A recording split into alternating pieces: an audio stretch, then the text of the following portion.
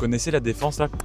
Qui l'a fait? Pourquoi on l'a fait? Quand est-ce qu'on l'a fait? C'est à ça que répond le film L'inconnu de la Grande Arche, réalisé par Stéphane Demoustier, qui avait fait Borgo, qui est un film plutôt cool. Est-ce que le film, à l'image du cube de la Défense mais laissé de marbre, j'irai pas jusque-là. L'histoire est assez triste autour de ce projet de la Grande Arche de la Défense. Je pensais pas autant. L'architecte ne va jamais voir l'œuvre de son vivant. Un casting aussi intéressant et intriguant que ce que pouvait être le projet à l'époque. Swan Arlo, Xavier Dolan et une actrice qu'on voit de plus en plus et qui est super talentueuse, Sitze Babette Knudsen, qui est danoise et qui avait joué dans Sons, qui est un film que j'avais pu traiter à l'époque sur Clap Clap. À l'image de ce qui avait été mis en avant dans Borgo, on retrouve un personnage qui est seul dans un environnement complètement hostile par rapport à lui et il va devoir se battre pour faire aboutir ses idées, rester en place. Dans Borgo, on avait un personnage qui était dans une prison face aux prisonniers. On retrouve ici l'architecte danois qui fait face à toute la bureaucratie française, au président Mitterrand et à tous ceux qui l'entourent et qui le conseillent. Je trouve que le film devient nettement plus intéressant dans sa deuxième partie, quand les difficultés semblent beaucoup plus insurmontables. Le rôle qui est développé donc par sa femme il a été rajouté de manière fictionnelle, je pense, pour avoir une dose un peu plus féminine, parce que sinon c'est vrai que c'était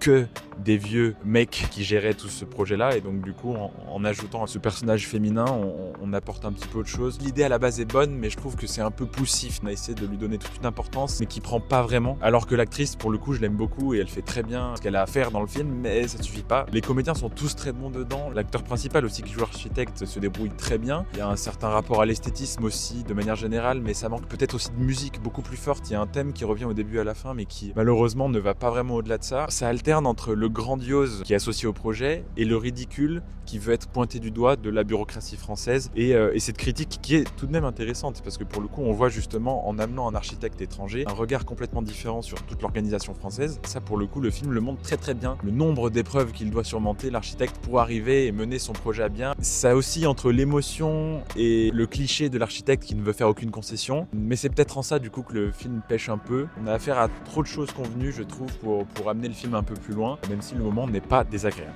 Quoi qu'il en soit, je marcherai désormais sur la place de la Défense d'une manière assez différente, et ça c'est plutôt cool. Allez, ciao ciao.